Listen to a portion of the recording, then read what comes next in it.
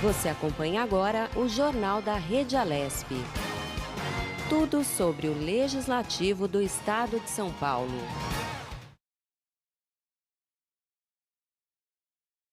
De 2020, eu sou Lilian Busato. E eu sou Jeremias Gomes. Vamos juntos até 12h45 com muita informação para você. Começa agora o Jornal da Rede Alesp.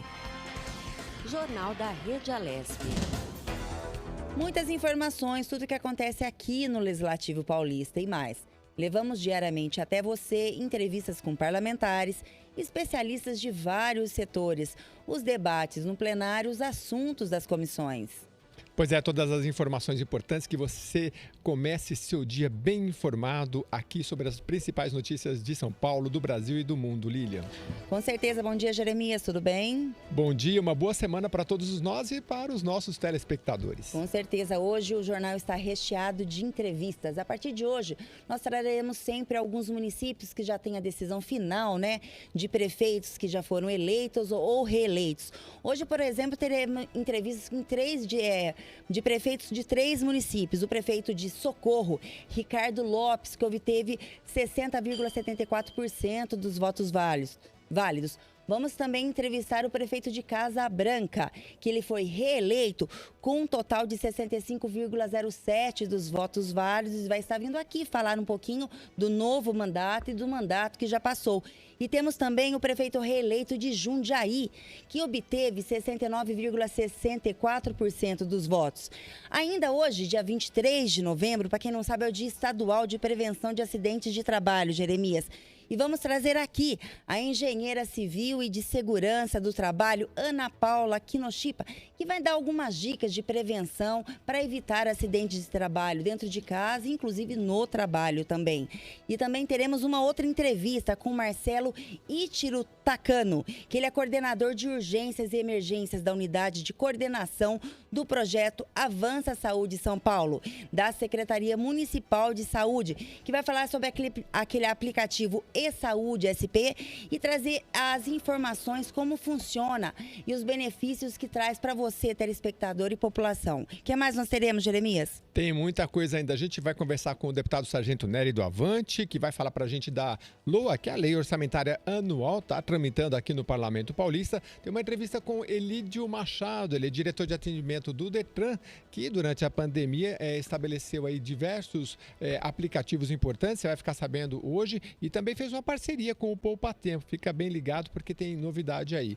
E olha, as agências de fomento do mundo todo mobilizam pesquisadores para tratar estratégias para recuperar a economia no mundo todo. E aqui no Brasil, a FAPESP vai participar. A gente vai falar com a Marta Arrete, que é pesquisadora do Centro de Estudos de Metrópole da FAPESP. Tá bem legal a entrevista, é daqui a pouquinho, Lilian. Com certeza, Jeremias. E lembrando sempre que o Jornal da Rede Alesp ocorre de segunda a sexta-feira, das 9h30 ao 12h45 da tarde. E trazendo informações de todos os locais de assuntos, Jeremias? Para você, telespectador. E principalmente aqui do Parlamento Paulista, vamos ficar de olho aí na agenda, não é, Lilian? Isso, agora a gente vai dar uma conferida na programação aqui da Assembleia Legislativa de São Paulo desta segunda-feira. Olha só, às 2h30 da tarde está prevista a 97ª sessão ordinária expediente, que acontece no plenário Juscelino Kubitschek. Não percam, Isso vai ao vivo e também no nosso canal do YouTube, Exatamente, a partir das 2h30 da tarde. Agora começando aí, como sempre, com um giro de repórteres e colegas aqui de redação que traz informações para você, telespectador, o que está acontecendo também aqui no Legislativo Paulista. E hoje o nosso colega e repórter é o Sérgio Everton. Bom dia, Sérgio, tudo bem? Oi, bom dia, Lilian, bom dia, Jeremias, bom dia aos nossos telespectadores e ouvintes da nossa Rede Alesp. Pois é. Muito bem, Lilian.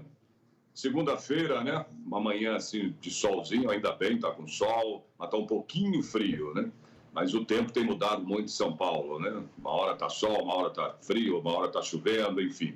Mas isso é a nossa São Paulo, que faz as 4 estações do ano num dia só, como a gente sempre brinca com isso. Mas eu estou aqui hoje para falar sobre uma data importante, hoje, 23 de novembro, Falar do Dia Estadual de Prevenção de Acidente do Trabalho. Veja bem, não é o Dia do Trabalho, tá? É o Dia de Prevenção de Acidente do Trabalho. Isso é muito importante, que essa lei foi promulgada há 30 anos, né? Para não comemorar, vamos dizer assim, a gente fala comemorar, ninguém quer ter acidente do trabalho nem nada, a gente sabe disso, mas é mais uma data, né? Para conscientizar, uma data de conscientização, melhor dizendo assim, né, para a população sobre a importância aí, de determinados temas dentro aí da prevenção de acidentes do trabalho, né? Isso é muito importante. E tem uma polêmica aí que já vem sendo discutida, viu, Lilian e Jeremias, há um bom tempo, que é se a Covid, né, isso que a gente está tendo, esse vírus que a gente está enfrentando com essa pandemia, né, tudo que a gente está vivendo, se a Covid-19 pode ser, né, incluída aí como acidente de trabalho. Isso é uma polêmica danada, isso vem sendo discutido e foi parar na Organização Internacional do Trabalho, né, que diz que, por incrível que pareça, diz que sim. Né? Mas é complicado isso, né, porque você precisa provar que você pegou realmente a Covid, né, dentro do ambiente de trabalho. Inclusive, a OIT, a Organização Internacional do Trabalho, ela criou uma cartilha, né, com perguntas e respostas aí relacionadas ao trabalho em tempos, né, de pandemia, esse tempo que a gente está vivendo. Então, tem muita coisa aí para ser discutida ainda. O tema, como eu disse, ainda é muito polêmico, né?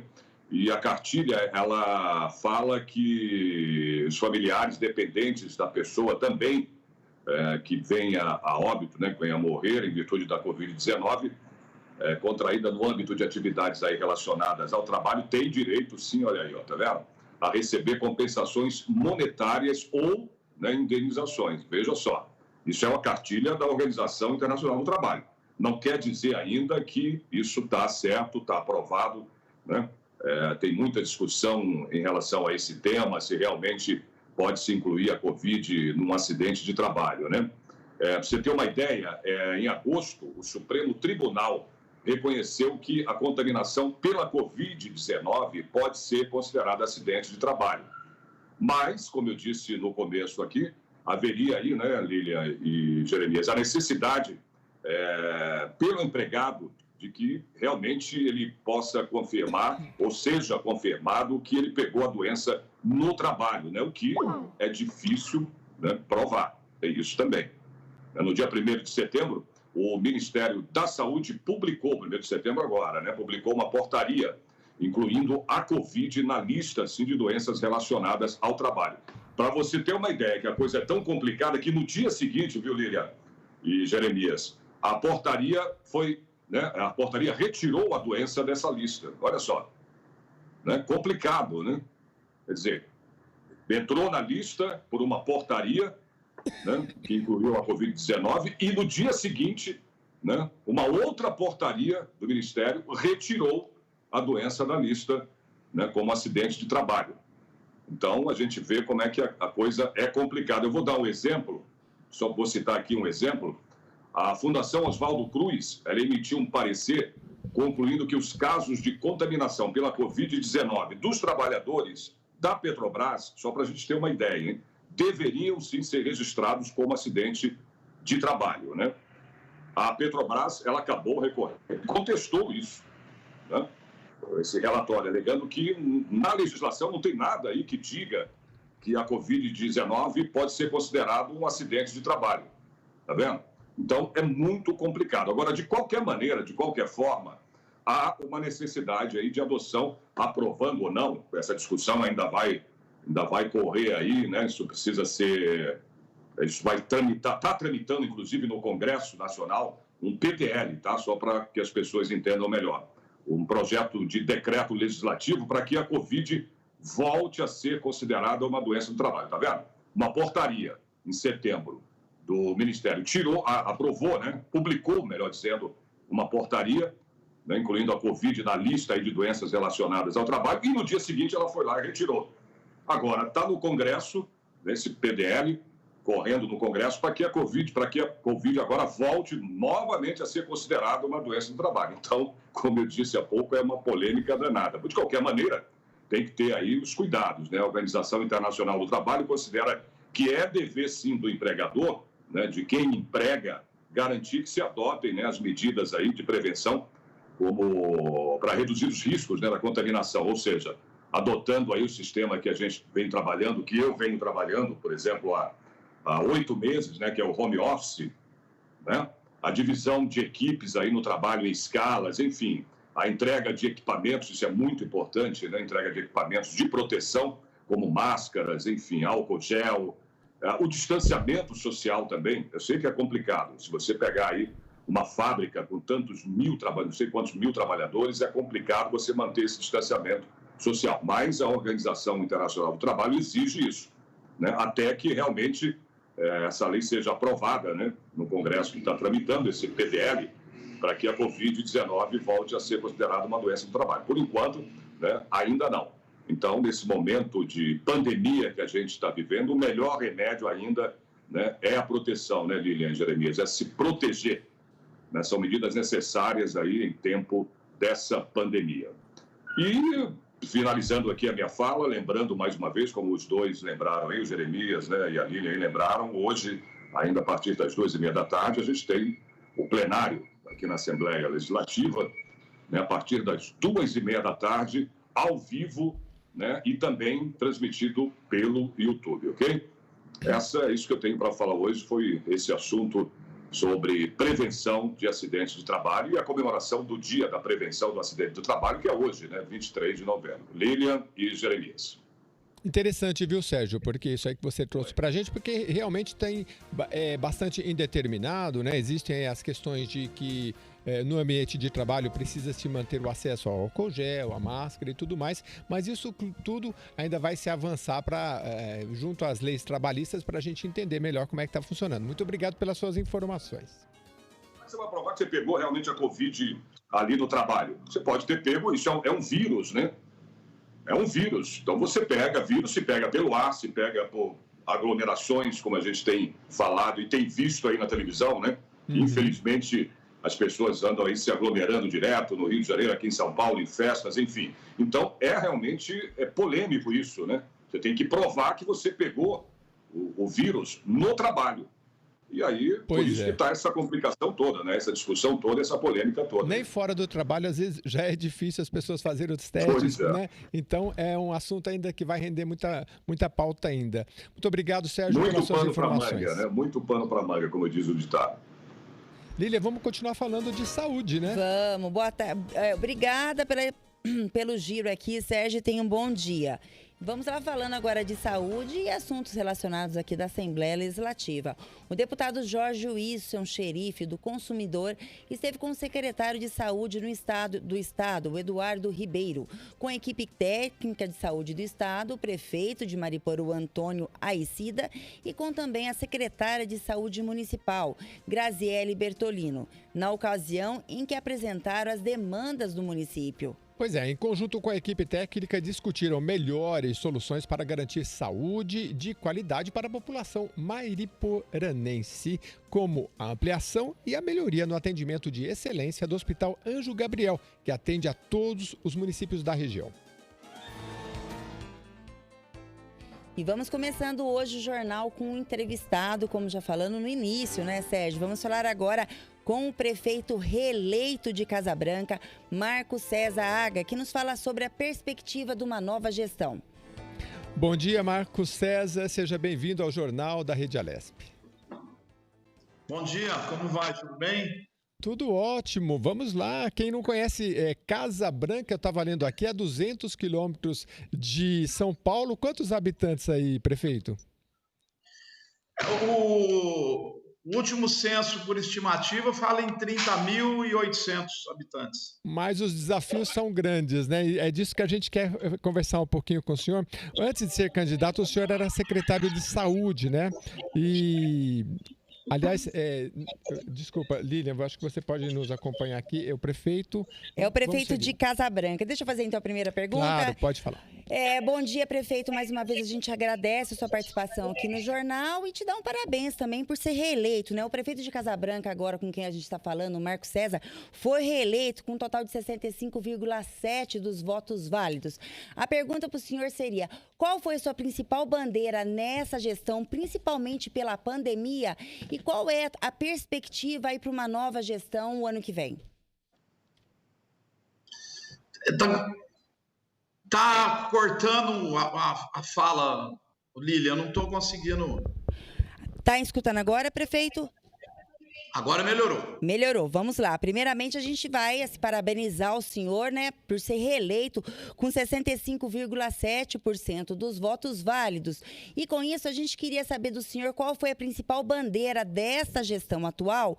E o senhor tem, mesmo com a pandemia, né? E qual a sua provisão para o próximo mandato? Vai continuar na mesma sequência de trabalho ou tem outros objetivos que ainda o senhor não conseguiu alcançar, né, neste mandato atual? Veja, nós somos candidatos à reeleição, uma decisão tomada conjuntamente com a nossa equipe de governo, em razão justamente de não termos conseguido terminar todas as propostas que nós tínhamos para a cidade. Nós assumimos um município com muitos problemas, principalmente de infraestrutura. Ainda temos muita coisa a ser enfrentada, principalmente a questão da geração de emprego e renda. A questão da Covid foi um empecilho na realização dos projetos e programas que tínhamos idealizados através de um planejamento estratégico que fizemos em 2016 e repetimos durante todos os finais de anos do nosso governo. Então, nós temos ainda muita coisa a ser realizada, mas a principal bandeira do atual governo foi a recuperação da infraestrutura do município, que estava muito dilacerada, né? Nós tínhamos uma cidade com muitos bairros sem pavimentação, pavimentação com muito buraco, muita irregularidade nos pavimentos. E nós fizemos uma grande recuperação, acabamos pavimentando mais de 220 ruas na nossa atual gestão. E pretendemos dar continuidade a isso para que Casabranca não tenha mais nenhuma rua de terra nos próximos 4 anos do nosso próximo governo. Ô prefeito, me fala uma coisa, a gente sabe que o senhor já esteve aqui anteriormente, também já entrevistamos anteriormente o seu secretário de saúde. Como que está hoje a saúde? Que o senhor, no começo do governo do senhor, a saúde estava bem depredada aí, estava sem recursos, um hospital muito já assim necessitando de uma reforma, de ajuda. Fala um pouquinho dessa gestão em relação à saúde dentro do município de Casabranca, como era antes, no começo do seu mandato e como ele está agora, terminando esse primeiro mandato do senhor.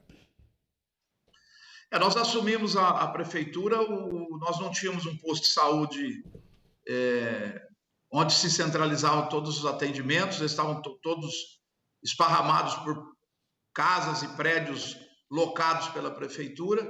O centro cirúrgico estava sem alvará sanitário já há 12 anos na Santa Casa. A Santa Casa tinha uma carência de reforma de leitos e da estrutura física, que também estava com vários problemas, inclusive no PPA. O atendimento aqui de urgência e emergência é feito também pela Santa Casa, no mesmo prédio onde funciona o hospital. Nós conseguimos reformar o centro cirúrgico, fizemos uma reforma total. Nós temos um centro cirúrgico dos melhores aqui da nossa região, super moderno. Conseguimos equipar e reformar totalmente o PPA, com equipamentos novos, equipamentos que nós não tínhamos sequer respirador na Santa Casa. Nós conseguimos adquirir 8 respiradores na nossa gestão. Tivemos um enfrentamento da Covid com essa atual estrutura, que foi muito eficiente, graças a todas as intervenções que fizemos. O posto de saúde hoje funciona sábado até as 2 horas da tarde. Quando nós assumimos, atendia sexta-feira até às 5 da tarde. O centro odontológico também funciona até às 8 horas da noite, todos os dias, funcionava até às 5 horas da tarde. Enfim, foram uma série de ações e intervenções. Reformamos a maternidade, estamos aguardando a autorização da Delegacia Regional de Saúde para que ela volte a funcionar aqui em Casabranca, mas está pronta, equipada. Enfim, a cidade hoje tem uma estrutura de saúde muito boa, muito bem estruturada. E eu acredito que nesses próximos 4 anos nós vamos conseguir dar um toque de excelência nesse atendimento, melhorando a oferta de especialidades, né, no posto de saúde, e também aumentando o número de cirurgias eletivas na Santa Casa, no centro cirúrgico. Explica para a gente, prefeito, o que seria uma cirurgia eletiva? São aquelas cirurgias agendadas que não tem urgência e emergência, né? Que não é um caso de extrema necessidade, né? Um caso de urgência. Eu perguntei Essas cirurgias eletivas, elas são agendadas pela Delegacia Regional de Saúde e pela Central de Regulação do SUS. Eu perguntei, prefeito, até para esclarecer a população, porque a gente sabe que durante a pandemia muitas pessoas deixaram de fazer os seus tratamentos, sejam cardiológicos, coisas importantes, né? Como é que o senhor vê a saúde como um todo? O senhor já, pelo que eu entendi, vocês já vieram num processo aí importante, antes mesmo da pandemia, de recuperação da área da saúde, mas como é que o senhor vê o cenário aí para 2021? Infelizmente, a gente vive situações de talvez uma segunda onda, a gente ainda não sabe direito, né? Mas como é que o município está preparado e o que a população pode esperar em relação a esse atendimento? Veja, nós retomamos as cirurgias eletivas agora dia 20 de novembro, né? Nós já estamos com a agenda novamente ativa. Uhum. Essa questão da segunda onda é imprevisível, né? Nós recebemos um comunicado agora essa semana da Delegacia Regional de Saúde de que houve um aumento de casos aqui na nossa região. Aqui em Casabranca, nós tivemos, até o momento, 540 casos com 11 óbitos.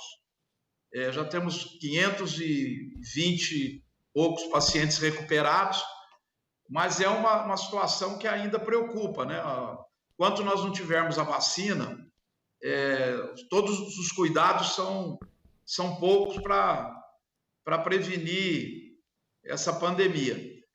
A expectativa para a saúde no próximo ano é que nós tenhamos uma vacina logo no começo do ano e que a agenda de atendimento de saúde possa ser retomada em toda a sua plenitude. Como você bem lembrou, né, nós tivemos uma interrupção de atendimento, né, de agendamento, houve uma diminuição de fluxo em razão da pandemia. E isso criou uma demanda reprimida no atendimento de saúde, né? Nós temos sofrido com isso aqui e acredito que a nossa expectativa para 2021 é que as coisas se normalizem, que nós consigamos retomar toda essa agenda de atendimento, porque saúde é uma prioridade, né? As pessoas necessitam muito do atendimento público, né? Da rede SUS. E aqui em Casabranca nós temos uma estrutura, como eu disse para vocês, muito bem montada e precisamos retomar o ápice da oferta de serviços para que a população possa ser atendida nas suas carências e necessidades. Não temos dúvidas, né, devido às outras entrevistas que tivemos com o senhor e com pessoas responsáveis aí do município, que o senhor chegou nessa gestão e deu uma mudança geral e uma esperança muito bacana para as pessoas em relação à saúde.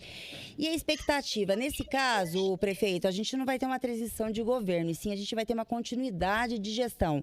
Você já tem uma expectativa, qual seria a queda para 2021 devido à pandemia e qual seria o resultado e a atitude a ser tomada dessa perda de arrecadação? Veja, nós tivemos já uma queda de arrecadação expressiva nesse ano de 2020, né?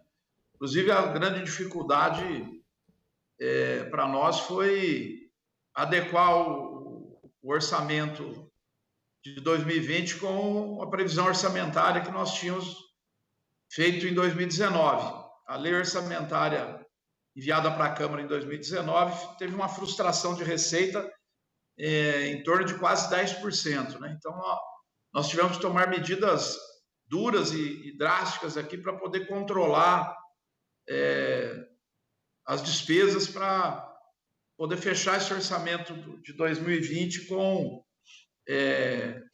com o equilíbrio orçamentário exigido pelo Tribunal de Contas e pelos órgãos de fiscalização. A nossa expectativa para 2021 é que a gente tenha um orçamento melhor do que o desse ano, né? Em razão, pensando-se dentro da lógica de que o pior da pandemia já passou, né? Nós tivemos interdição do comércio, nós tivemos uma série de medidas restritivas que acabaram prejudicando e comprometendo muito a arrecadação do município. Nós tivemos um repasse de recursos do governo federal que manteve os repasses do ano passado, mas a expectativa é que esse ano nós tivéssemos um acréscimo em torno de 7%, 8%, pelo menos acompanhando a inflação do ano passado. Então, eu espero que em 2021 nós possamos recuperar, pelo menos em parte, a previsão orçamentária que nós tínhamos para 2020. Pois é, prefeito, quando o cobertor é curto, a gente tem que estabelecer prioridade. Como é que o senhor está pensando aí a partir de 2021? Tem que dar conta aí da área da saúde, que demanda muito, mas tem a educação. O senhor abriu o programa falando, inclusive, do asfalto, muito importante, né? O que a população pode esperar em termos de prioridade aí no município? Então, nós temos a prioridade para nós sempre é saúde e educação, né? Não resta dúvida. Inclusive, nós temos uma obrigatoriedade legal de gastos do orçamento com educação e saúde. Esses recursos que nós utilizamos para pavimentação, nós conseguimos ele através de emendas parlamentares, né, que foram recursos a fundo perdido, e também financiamentos junto à Caixa Econômica Federal. Nós fizemos aqui o Avançar Cidades, o FINISA, nesse primeiro mandato, onde nós conseguimos essa expressiva pavimentação do município, já que nós tínhamos muitas ruas de terra, muitas ruas esburacadas, né? Nós pegamos a cidade numa situação muito caótica, né? Então, não tínhamos alternativa a não ser a buscar receitas fora do município, porque o orçamento do município, os recursos do Tesouro não são suficientes para atender as necessidades que o município apresentava. E nós não queríamos onerar a população. Esses planos comunitários de melhoramentos, essas outras alternativas, acabam onerando o orçamento da população, e Casabranca já é uma cidade que tem uma renda média não muito elevada. Então, para evitar isso, nós caminhamos muito, visitamos muito para poder conseguir os recursos necessários para fazer tudo aquilo que fizemos de infraestrutura aqui na nossa cidade. Pois não, Lília. Pode falar, Gerê. Não, a gente falou da área da saúde. Depois, se o senhor quiser retomar, a gente está curioso em relação à vacina, né? Como é que vai ser isso? Qual é a expectativa que vocês têm? Mas já que o senhor falou de educação, que é uma segunda área muito importante, eu queria saber como é que deve ser a retomada, prefeito, porque qual é o panorama que a gente tem hoje, né? Porque a gente viu, assim, na pandemia, uma correria por atividades online e muitas cidades perdidas. Tem cidade que só tem um WhatsApp, outros mandam mensagem pelo Facebook, outras são mais avançadas, né? Como é que está a situação aí e qual é a perspectiva? Vocês esperam voltar às aulas? Como é que está sendo? Vou falar dos dois. Primeiro da educação, depois vou completar da saúde. Combinado. Com relação à educação, nós não retomamos as aulas por decisão do Departamento de Educação do município, em conjunto aqui com o gabinete. Nós desenvolvemos atividades online, onde você sabe, não são todas as crianças que têm possibilidade de participar. Então, a expectativa é que a gente possa retomar o ano letivo em 2021 normalmente. Nós temos aqui um programa de contrafluxo escolar que atende toda a rede municipal de ensino. Nós temos em torno de 3.000 alunos na rede municipal, e nós temos todas essas crianças atendidas por um programa de contrafluxo, de apoio à educação, com atividades de cultura, esporte, reforço escolar, aulas de inglês. Nós temos um trabalho maravilhoso que também parou por conta da pandemia, né? Por conta da Covid. Então, a nossa expectativa é que para o próximo ano nós tenhamos já, até fevereiro, uma solução dada aí pela medicina, né, a vacina, no caso, para que a gente possa ter a retomada das aulas de todas as atividades de maneira normal. Se isso não acontecer, nós vamos estar reunindo aí no recesso escolar para poder tirar novas definições para o ano de 2021.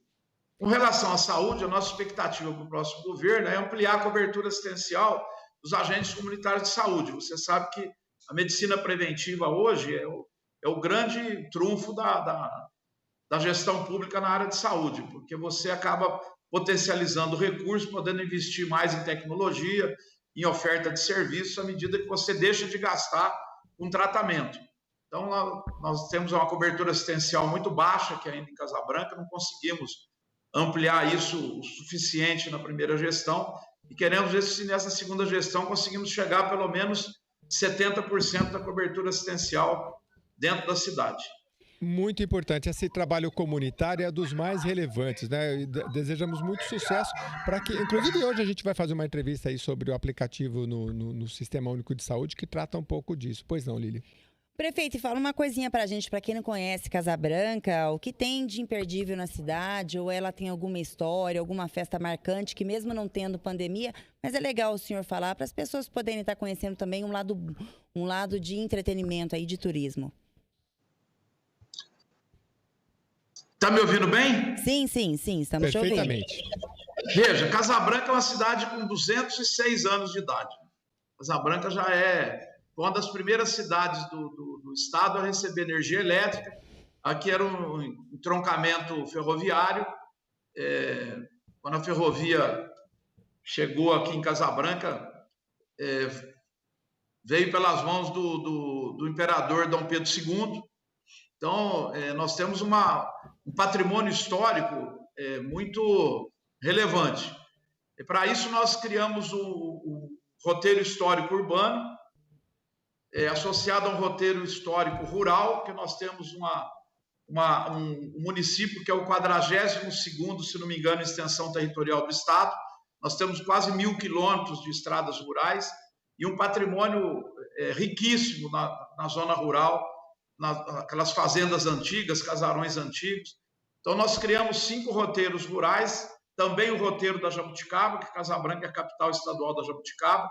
Nós temos o Festival Gastronômico, que você vai encontrar isso em 2 cidades do Brasil, apenas em Sabará e em Casabranca. Sabará é a maior produtora de jabuticaba do Brasil, Casabranca é a 2ª maior produtora do país e a maior produtora do estado. Então, nós temos, assim, muitas atrações. O Departamento de Turismo tem feito contato com as agências. Nós já recebemos muitos visitantes aqui antes da pandemia para conhecer nosso roteiro histórico, a riqueza do nosso patrimônio, que tem aí mais de 200 anos, né, de história e de vida, e a nossa riquíssima zona rural, onde nós temos, além da diversidade geográfica, né, nós temos as belezas arquitetônicas de construções com quase 200 anos de idade, que foram, na verdade, o início da civilização aqui na nossa região e na cidade de Casabranca. O Jornal da Rede Alesp fala agora com Marcos César Aga, que foi reeleito no município de Casabranca com mais de 65% dos votos válidos. Prefeito, muito obrigada pela entrevista, a gente agradece e tem uma boa sorte aí nessa continuidade de uma nova gestão.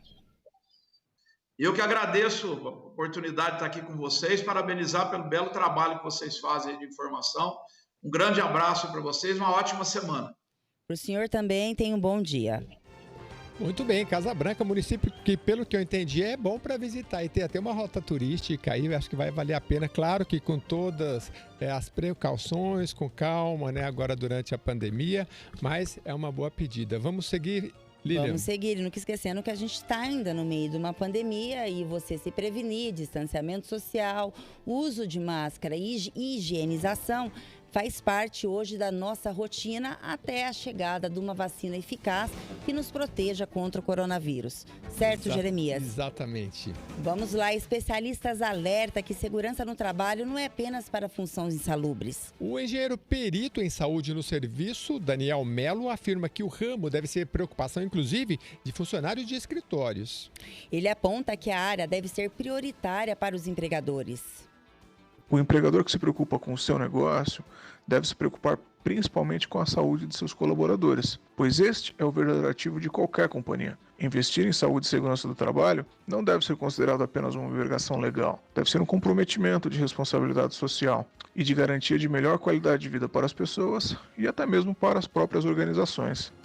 No dia 23 de novembro, que é hoje, é comemorado o Dia de Prevenção ao Acidente de Trabalho aqui no estado de São Paulo. Pois é, essa data existe no calendário oficial desde 1990, graças a um projeto de lei do ex-parlamentar, que foi presidente dessa casa, deputado Tonico Ramos. O deputado José Américo, do PT, comenta o intuito da celebração para os trabalhadores e empresários. É um dia de conscientização, acho que de todos, de todas as pessoas, trabalhadores, empresários, de que nós temos que reduzir o acidente de trabalho nos locais onde nós fazemos nossas atividades. Acidente de trabalho no Brasil já foi uma calamidade. Há 40, 50 anos atrás, o nível de acidente de trabalho era muito grande, Depois disso, houve um esforço da sociedade no sentido de fiscalizar, de criar normas, As próprias empresas se envolveram e o Ministério do Trabalho também trabalhou muito nesse sentido, aumentando a fiscalização. O engenheiro Daniel Melo ainda dá algumas dicas para prevenir essas ocorrências no exercício profissional. Atenção especial ao uso e à qualidade dos equipamentos de proteção individual, os chamados EPIs. São essas ferramentas que asseguram as condições de segurança no trabalho. São as luvas, os óculos de proteção, botas, uniformes, capacetes. De igual importância é a promoção de treinamentos, comunicação efetiva sobre melhores práticas dentro das empresas. Deve-se observar também para a ergonomia, que trata da postura quando se executa a atividade, principalmente quando se trabalha sentado por 8 horas diárias em uma cadeira de escritório. Pois é, e ele também sugere pequenas pausas durante o expediente e a prática de ginástica laboral. Como falamos, ainda hoje, no dia 23 de novembro, vamos trazer aqui a engenheira civil e de segurança do trabalho, Ana Paula Kinoshita, que vai nos dar entrevista e falar sobre esse dia e as precauções que devemos ter, Jeremias? Vai ser bem legal, daqui a pouquinho, já que a gente comemora hoje aí o dia sobre a segurança no trabalho. E como a gente acabou de ver na entrevista, inclusive no escritório, de vez em quando poder levantar um pouquinho, é importante. Daqui a pouco chega a nossa vez, Lilian. Com certeza. Que hoje também, local de trabalho, a gente não pode esquecer que é a casa da gente, Porque muita gente está no home office e hoje deixou, imagina a segurança e prevenção, criança correndo o dia inteiro e você também tendo que trabalhar, Jeremias? Aos poucos a gente vai se organizando, a gente já trouxe muita matéria aqui sobre ergonomia, é só acompanhar a gente aqui que você vai ficar bem informado. Com certeza. Vamos lá, informações e notícias. Voltou na sexta-feira e vai até o próximo dia 27, horário eleitoral gratuito do segundo turno das eleições municipais nas emissoras de rádio e TV. Haverá transmissão para 57 municípios com mais de 200 mil eleitores, onde não houver definição de prefeito no último domingo. Não houve. Exatamente, e desta vez os 2 blocos fixos para a propaganda eleitoral de 10 minutos cada serão divididos igualmente entre os candidatos ao cargo de prefeito. Na rádio, a propaganda será das 7 da manhã até as 7h10 da manhã e do meio-dia ao meio-dia e 10. Na TV, o horário eleitoral é das 13 horas, da 1 da tarde, até 1h10 da tarde e à noite, às 8h30 da noite até às 8h40. Emissoras de rádio e de TV e os canais por assinatura também terão que reservar 25 minutos de segunda a domingo para serem usados em inserção de 30 e 60 segundos, considerando os seguintes blocos de audiência: entre as 5 horas e as 11 horas, entre as 11 horas e as 18 horas e entre as 18 horas até as 24 horas. E por causa da pandemia de Covid-19, o Tribunal Superior Eleitoral adotou várias normas relativas à campanha eleitoral. E uma delas foi de reduzir o tempo de propaganda gratuita em rádio e TV. O segundo turno das eleições municipais 2020 será no dia 29 de novembro. E voltando aqui com as nossas entrevistas, vamos falar com mais um prefeito. Ele foi eleito, que é o prefeito de Socorro. Vamos falar agora com Ricardo Lopes, né? Ele foi eleito no município de Socorro e vai falar sobre a nova gestão municipal. Bom dia, prefeito. Seja muito bem-vindo ao Jornal da Rede Alesp. Bom dia, Jeremias. Bom dia, Lilian. É um prazer estar novamente aqui sendo entrevistado por vocês aí, pela TV Alesp. Prefeito, o senhor foi o prazer é todo nosso. O senhor foi secretário de Saúde de Socorro, né? Como é que o senhor avalia a votação aí 60%, né? O senhor acredita que teve um pouco da participação dessa sua gestão? Jeremias, eu acho que foi todo um contexto, né? Eu tive um trabalho, entrei em 85 no hospital, trabalhando no hospital, então trabalhei durante 30 anos na radiologia no hospital, fiquei como chefe coordenador da radiologia, então ali nós tivemos muito contato, trabalhamos com o público durante muitos anos. Em 2013 entramos na Secretaria de Saúde, eu trabalhei durante 8 anos. Durante a pandemia, nós tivemos um sucesso aqui muito grande por conta de uma equipe que foi muito bem escolhida por nosso grupo aqui, né? Por nossa secretaria, uma equipe muito técnica, uma equipe muito eficiente que soube trabalhar durante essa dificuldade que o país e que o mundo passou, né? Então, eu acho que tudo isso levou com que a população entendesse da nossa capacidade de gestão. Prefeito, bom dia. Mais uma vez a gente agradece a sua participação e parabeniza o senhor por ter ganho a eleição com mais de 60% dos votos válidos aí no município. Prefeito, como está sendo a transição? Porque esse ano foi um ano atípico, onde a eleição ocorreu um mês depois, né? E um tempo menor de transição de governo. Está sendo pacífica? O senhor já está vendo e olhando quais são os principais problemas para uma nova gestão em 2021? O senhor poderia passar um cenário sobre isso? Está sendo uma transição muito tranquila, porque nós já estamos aí há 8 anos, né, no governo. Eu trabalhava na Secretaria de Saúde, mas eu trabalhei durante todo esse tempo muito em rede. Então, nós temos um conhecimento muito grande de outras secretarias por já trabalhar em rede. A Secretaria de Saúde existe essa grande necessidade. Então, está sendo muito tranquilo. Nós já estamos aí trabalhando na escolha dos nossos secretários, das pessoas que vão estar trabalhando conosco. Eu tenho um perfil muito humanizado, e é dentro desse perfil que eu quero escolher as pessoas que estarão trabalhando comigo. O meu vice também, Henrique César, também trabalhou durante a administração como chefe de gabinete do administrativo, trabalhou também um tempo no meio ambiente. Então, nós temos aí uma grande experiência dentro dessa gestão por conta desses 8 anos que trabalhamos juntos. Prefeito, a gente sabe que Socorro, você sabe que coloca Socorro no Google, só aparece destinos, o que fazer, aí a gente já vê logo que é uma cidade turística. Mas como é que vocês têm feito aí durante a pandemia, carreado aí funcionários, as pessoas todas dessa área, né? Porque é um período difícil, né? Como é que está sendo hoje, qual é o cenário do turismo para o ano que vem? Nós trabalhamos aqui com muitos critérios e Socorro pôde mostrar que durante esse período, tivemos um período aí, né, de lockdown, onde nós estávamos colocando as coisas em dia, mas ao observar que nós tínhamos uma saúde equipada, tínhamos condições de manter uma taxa de ocupação hospitalar baixa, nós pudemos aí ser a primeira cidade a abrir o comércio e abrir o turismo também, uma das primeiras cidades. E nós observamos ao longo desse tempo que o nosso turismo poderia trabalhar, sim, com muito critério, de acordo com os critérios de prevenção, com muita segurança para aqueles que estão trabalhando aqui como colaboradores e para os turistas também. Socorro é uma cidade linda, uma cidade de uma natureza impressionante, e é uma cidade que continua sendo muito procurada. E nós observamos que, por mais que ela está sendo procurada, o nosso índice de contaminação continua baixo, e que esperamos que continue assim, porque nós não podemos perder o desenvolvimento econômico, turístico e pensando em saúde como prevenção, é claro. Então, nós observamos isso com ótimos olhos e já mostramos que durante esses meses nós conseguimos enfrentar a pandemia sem permitir que o nosso turismo fosse afetado. E em questão de planejamento, prefeito? Porque não dá para visitar muitas vezes, mas dá para planejar, né? O que a gente pode esperar aí? Socorro, nós vamos continuar trabalhando com prevenção, algo que nós fizemos, a pandemia é algo que nós não gostaríamos que acontecesse no mundo inteiro, muito menos em nossa cidade.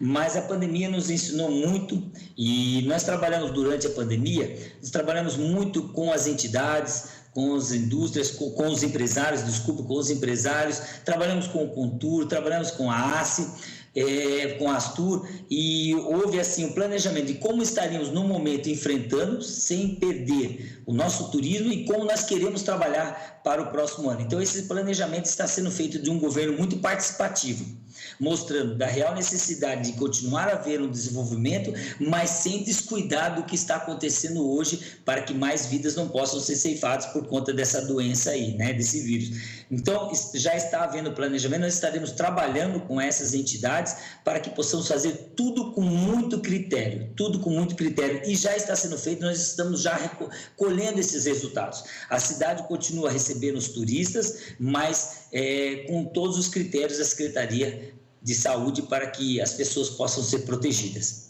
Prefeito, veio a pandemia e com isso houve queda de arrecadação em todos os municípios, né? Qual seria, já tem um plano B para esse corte de gastos que não vai, para esse corte de arrecadação que não virá, né, em 2021, e para continuar tendo a mesma competência na gestão e nos serviços públicos oferecidos para a população? Sim, existe, e nós estaremos trabalhando com um choque de gestão, isso existe uma grande necessidade, né? Estaremos trabalhando com ferramentas para que nós possamos enfrentar essa pandemia, mesmo com esses cortes. Isso já está acontecendo agora, durante esse ano, nós estamos no governo e temos total competência para enfrentar isso daí. Todos os secretários terão que trabalhar com uma arrecadação mais reduzida, é nesse momento que o gestor mostra toda a sua competência, né? Ser gestor enquanto tudo está muito fácil, fica tranquilo. Você tem que mostrar a sua gestão na hora que as coisas se tornam difíceis. Mas nós temos uma prefeitura saudável, uma prefeitura sem dívida e continuaremos dessa mesma maneira com esse choque de gestão, diminuindo muitos gastos, sem permitir que qualquer prioridade, que todas as prioridades sejam mantidas da mesma forma. Prefeito, eu estou vendo aqui no site de notícias, Socorro teve, entre os vereadores mais votados do PTB, o PTB elegeu 3, PSDB e MDB 2 cada. Como é que vai ser a relação aí com o Legislativo? Essa Câmara deu os parabéns para a população de Socorro, porque escolheu uma Câmara muito boa. Houve uma renovação, né? Mas será um relacionamento muito tranquilo, mesmo aqueles da oposição, nós com toda certeza nós estaremos conversando. Eu tenho um perfil do trabalho de participativo e não vamos ter problema nenhum. Nós estamos com 7 partidos que nos apoiaram durante a eleição e dos 9 vereadores, são 6 que acabaram se elegendo do nosso lado, mas eu não gosto nem de comentar isso do nosso lado porque não existe. A eleição acabou dia 15, a partir do dia 15 não existe lado, existe a cidade de Socorro. E eu tenho certeza que todos os vereadores que foram eleitos por essa população estarão trabalhando por Socorro. Esse não é o momento mais de se falar em lado, e sim Socorro. Socorro é nossa prioridade. E todos que são apaixonados por Socorro têm certeza que farão melhor. Prefeito, vamos falar um pouquinho do turismo, né? Que a gente sabe que Socorro é muito forte nesse aspecto. Hoje, qual que é a estatística das pessoas que dependem do turismo dentro do município de Socorro? Socorro tem 3 pilares muito fortes. Em primeiro lugar, a nossa grande economia ainda continua sendo, e tomara que continue também, a agricultura, turismo e empresas e indústrias, né? Então, uma grande estatística, uma maior das estatísticas que nós temos, nós aumentamos a partir de 2013, aumentamos muito o turismo. Nós observamos algo que a partir de 2013, antes de 2013 era um cenário, a partir de 2013 nós temos um outro cenário. Não temos assim uma porcentagem exata, mas continua sendo agricultura, em segundo, turismo e em terceiro também o lado industrial. Mas o turismo vem crescendo muito por conta do quê? Nós temos aí um grande planejamento de trabalharmos com o turismo e com o meio ambiente. Temos aí o projeto 2029, fazendo com que Socorro se torne até 2029 um destino sustentável. Estamos trazendo aí, vamos continuar trazendo, como aconteceu há pouco tempo, né, o Destino Duas Rodas, onde trouxe muitos turistas para a nossa cidade, cuidando tanto do turismo, mas que não se tornasse um turismo predatório, um turismo que se preocupasse com o meio ambiente. E esse trabalho desses 3 pilares nós estamos trabalhando muito bem. A vantagem de Socorro, que em ambos os segmentos nós temos uma diversidade muito grande. Na agricultura nós temos vários produtos, então temos uma diversidade na agricultura. No turismo, da mesma forma, nós temos vários segmentos dentro do turismo que chamam o turista, né? Temos aí a nossa vegetação, temos os esportes radicais, e tudo isso mostra que Socorro tende a continuar crescendo e crescendo de maneira muito sustentável e muito equilibrada. Nós queremos um crescimento de Socorro, mas um crescimento ordenado, com que o turista venha para a nossa cidade, respeite a nossa cidade, respeite o meio ambiente, para que possamos crescer juntos. E isso já está acontecendo. E quem vem para Socorro se apaixona. Quem bebe dessa água, muitas pessoas acabam até comprando um lote aqui e construindo, que Socorro é apaixonante. Para quem não conhece Socorro, qual é a região, prefeito? Muito se falava, né, sobre o circuito das águas. Socorro faz parte do circuito das águas, mas antigamente nós escutávamos assim: Socorro, onde fica Socorro? Socorro fica perto de água, Socorro fica perto de Serra Negra. Não, Socorro fica em Socorro mesmo. Uma cidade linda, próxima a Bragança Paulista, muito perto de Bragança Paulista, perto de grandes centros como São Paulo e Campinas, uma cidade muito acolhedora, de uma população carinhosa, uma população apaixonante, que gosta da cidade. Ao você chegar para Socorro, no caminho você já vai se apaixonando pela vegetação, pela natureza. Socorro é muito linda mesmo. Vale a pena aquela visita. Agora, eu queria que o senhor falasse um pouquinho do relacionamento aqui com o Parlamento Paulista. A gente tem o deputado Campos Machado aqui, do mesmo partido, né? A gente sabe que as lutas do Executivo, elas se unem ao Legislativo, por exemplo, quando se trata do Pacto Federativo. A gente sabe que os municípios, principalmente os pequenos, eles têm dificuldade, né, financeiras, né? Como é que está essa conversa aqui com o seu parlamentar e aqui no Legislativo, prefeito? Não, é uma conversa muito boa. Nós temos um relacionamento dentro de todos esses partidos. Nós temos deputados que estão nos apoiando.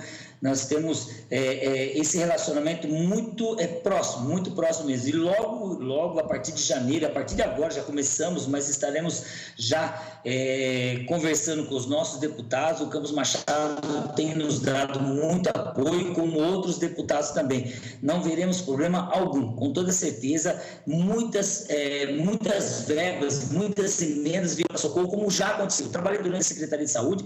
Na Secretaria de Saúde foi uma das pastas que mais vieram emendas e verbas. Então, nós temos um relacionamento muito bom e continuaremos tendo. Agora, quando se fala em recursos, não é, prefeito? Aqui no estado, a queda prevista é de 10%. Conversamos com outros prefeitos que falaram que a queda na arrecadação é de cerca de 10%. Como é que está essa previsão aí em Socorro e como é que vocês vão eleger prioridades diante de recursos mais escassos? Prioridades: saúde, educação e segurança. Nós, durante esses anos desse governo, nós já crescemos muito. Haja visto que Socorro tinha 32% somente de cobertura de atenção básica, somente 32% de cobertura de atenção básica. Hoje nós chegamos a 93% essa cobertura de atenção básica. Alô? Muito legal. Bom, o prefeito estava falando para a gente aí sobre a área da saúde, né? Que Socorro passa por uma transformação. Ele falando aí sobre a ampliação da questão do atendimento básico. Agora, Lília, a gente sabe que é um grande desafio para as cidades turísticas, né? Porque apesar que o prefeito estava citando que eles fizeram um equilíbrio entre a agricultura, o turismo e a indústria, né? Mas infelizmente para essas cidades o turismo foi bastante afetado, né? Em falando em turismo, eu conheço Socorro, já fui lá várias vezes, conheço vários hotéis. Lá é uma cidade, Jeremias, lindíssima. Eu tenho um filho de 9 anos, quando se fala onde você quer ir passear, ele fala: mamãe, eu quero ir para Socorro. Lá tem esportes aquáticos com a natureza, é um lugar que vale a pena conhecer. Pois é, prefeito, a Lilian estava falando aqui pra gente que conhece Socorro e eu agora fiquei curioso, mas a gente falava, acho que o senhor deve nos ouvir, sobre a questão da saúde, muito importante, que o senhor falou que é uma das prioridades, é isso? Cara, tivemos um problema aqui, então, Jeremias, tá dando retorno. Só um minutinho, só que estou com problema. Nós estamos ouvindo o senhor perfeitamente, fique à vontade, mas é isso, né? A gente trazendo aqui os prefeitos para falarem, até porque cada um vai trazendo, não é, Lilian, a sua experiência, o seu trabalho, e isso muitas vezes serve de incentivo para outras gestões também se espelharem. Então a nossa ideia aqui é justamente conversar com esses prefeitos, fazer esse panorama aí da gestão para 2021 com todos esses desafios, né? Não, e com certeza, e foi a partir de hoje no jornal, todo dia tentaremos trazer alguns prefeitos que já foram eleitos sem necessidade de um segundo turno aí, para estar trazendo a gestão deles e mostrando o trabalho que eles estão pretendendo no município. Restabelecida então a conexão, prefeito, por favor, pode continuar. Jeremias, como estava falando, a nossa prioridade será na saúde como sempre foi. Nós estávamos com uma cobertura de atenção básica de 32%. Hoje nós estamos com uma cobertura de atenção básica de 93%. Educação, tivemos os maiores índices na educação, tendo no IDEB de 7,5%. Segurança, houve uma preocupação muito grande com relação à segurança, melhoramos em 90% a nossa frota, mudamos muito a nossa frota. Então, nós estamos preparados para que, se caso haja mesmo essa queda de arrecadação, nós estamos preparados para enfrentar isso. Talvez 2021 não seja um ano de grandes investimentos, assim como 2020 foi um ano de sobrevivência, mas eu acredito que o 2021 será um ano de retomada. Prefeito, eu queria falar um pouquinho de educação, né? Como é que está a questão? Não sei se o senhor está nos ouvindo. Se nós não pudermos investir muito por conta dessa queda de arrecadação, aquilo que nós nos preparamos, nós vamos continuar trabalhando dentro dos nossos limites, sem deixar nenhuma prioridade, sem deixar que nossos munícipes fiquem sem nenhuma ação, com certeza. Prefeito, vamos falar um pouquinho de educação. Como é que está a perspectiva aí de retorno das aulas em Socorro? Nós temos que voltar com muita segurança, tanto para os alunos, quanto também para os nossos educadores. Nós vamos preparar as nossas salas, porque nós temos aí algumas escolas que são prédios antigos, que serão reestruturados novamente, mas hoje a principal preocupação da gestão tem que ser com a saúde, tanto do educador como do educando. Eles têm que voltar para a sala de aula com toda a segurança. Só estaremos voltando se caso houver toda a segurança. Teve um trabalho muito bom com as crianças que nós tivemos durante esse ano. Foi um trabalho Muito bem. Bom, prefeito, falando para a gente aí sobre o trabalho da educação na cidade de Socorro, o prefeito Ricardo Lopes. A conexão não está muito boa, a gente vai encerrando por aqui, mas já fica o convite para uma entrevista mais longa aqui para a gente falar detalhadamente das perspectivas da cidade. Muito obrigado, então, prefeito Ricardo Lopes, do PTB da cidade de Socorro. Foi eleito, nessa última eleição com mais de 60% dos votos. Parabéns, prefeito, uma boa gestão. Vamos a mais notícias e informações. O deputado Carlos Gianazzi, do PSOL, levou à tribuna da Lesp em 18/11 um documento assinado por alunos, pais, profissionais da educação e entidades da região do Grajaú, denunciando o fechamento do período noturno na EE Professor Esther Garcia. A alegação da Diretoria de Ensino Sul 3 é que a falta de demanda, premissa por si só insustentável, visto que se trata do distrito mais populoso da capital, com 445 mil habitantes. Para o parlamentar que já lecionou nesta escola no início dos anos 1990, a atitude da Secretaria da Educação não é só uma crueldade contra os moradores de um bairro carente, mas, acima de tudo, um crime de responsabilidade, uma vez que atenta contra a LDB que é a Lei de Diretrizes e Bases, a Constituição Federal. A educação é um direito fundamental e o Estado tem de garantir o acesso à permanência e à qualidade do ensino para crianças, jovens, adultos, incluindo aqueles que não tiveram acesso à educação básica na idade própria, segundo o deputado Carlos Gianazzi. Outra comunidade mobilizada contra o desmonte da educação é do Jardim Apurá, no distrito Pedreira, onde está sendo fechadas salas no período noturno. Na EE, professor Francisco Alves Mourão. Tampouco é crível a falta de demanda nessa unidade, a mais próxima do Parque dos Búfalos, onde foram construídos mais de 190 prédios do programa Minha Casa Minha Vida, com a capacidade para 3,8 mil famílias. O deputado Carlos Gianazzi já acionou o Ministério Público e o Tribunal de Contas pedindo intervenção nestes 2 casos. Ele afirmou que ter certeza de que o GEDUC, o Grupo de Atuação Especial de Educação do Ministério Público, vai tomar providências imediatas contra estes fatos.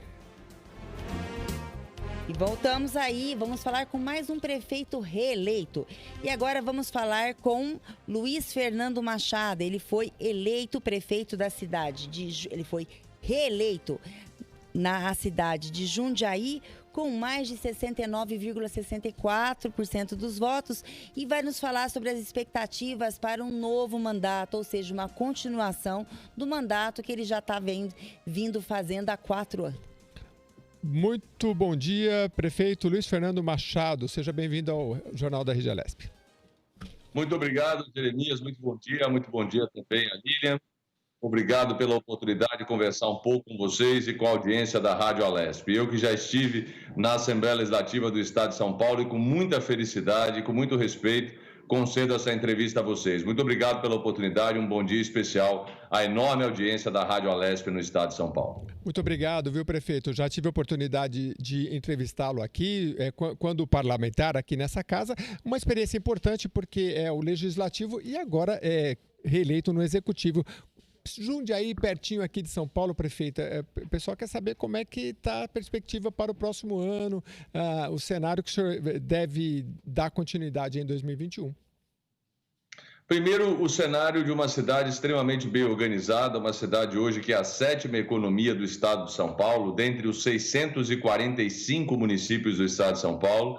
Jundiaí hoje é a 7ª economia do Estado, é a 17ª economia do Brasil, estando à frente, inclusive, de algumas capitais. Então, a nossa expectativa é uma expectativa favorável no que diz respeito à pujança da nossa economia, à atividade industrial, à atividade de serviços, à atividade do comércio, à atividade da indústria. É uma perspectiva muito importante. Mas as preocupações típicas de um prefeito que reconduz a cidade, ou melhor, é reconduzido para a administração da cidade num momento em que os efeitos da pandemia são efeitos que ainda se tornarão mais claros a partir do próximo ano em diversos aspectos. Eu observava agora a Rádio Alesp tratando da questão educacional. Então, os desafios, por exemplo, que se impõem na área da educação são desafios enormes que nós teremos a responsabilidade de poder cuidar e de ter que cuidar, assim como outros desafios, como aqueles que envolvem o represamento de cirurgias eletivas no Sistema Único de Saúde. Nós temos hoje uma circunstância dentro do sistema de saúde que é uma circunstância de represamento de algumas que são, por exemplo, as cirurgias necessárias, mas que as pessoas aguardam nas suas casas para a realização, por muitas vezes com dor, com sofrimento, com as dificuldades, mas aguardam em casa. Então, nós percebemos que no próximo ano todo esse efeito ele será consolidado para os gestores que estão sendo reconduzidos ou para aqueles que foram eleitos pela primeira vez. Então, o desafio em 2021 é um desafio enorme, o desafio para o próximo mandato é um desafio enorme, Jeremias. Agora, prefeito, o senhor falou da área da saúde, como é que tem sido essa triagem, né? Porque a gente tem conversado com alguns prefeitos e algumas cidades utilizam, às vezes, um telefone para fazer essa triagem, que é importante para que as pessoas tenham muita informação, né? Para não afogar o sistema de saúde. Como é que Jundiaí tem lidado com isso para saber se a pessoa está com Covid, se não está, se é outro procedimento, para onde ela é encaminhada?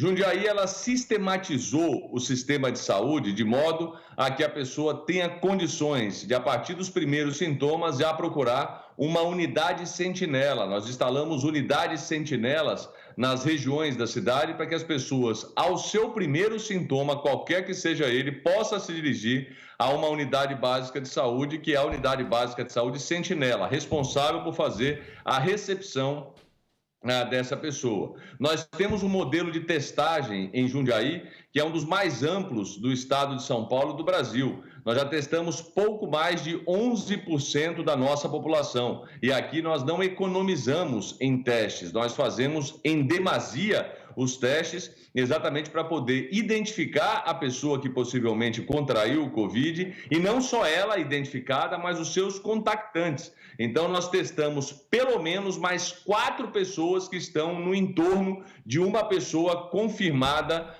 com Covid. Então, a estratégia que o município oferece é uma estratégia de ampla testagem, é uma estratégia de ampla oferta no sistema de saúde para que possa ser identificado esse paciente Covid, para que ele possa imediatamente partir para o isolamento à medida que ele seja identificado com o coronavírus e assim bloquear o contágio feito para outras pessoas na nossa comunidade. Então, a estratégia que foi consolidada na cidade foi uma estratégia de muita eficiência, vou dizer assim, exatamente porque ela tem identificado as pessoas que estão com o coronavírus e tem procurado fazer a rastreabilidade de todos aqueles, exatamente para que os seus contactantes também possam não ser pessoas que propaguem o vírus na nossa cidade e também, por que não dizer, na nossa região, já que nós somos uma cidade polo, nós somos sede de uma aglomeração urbana, nós somos sede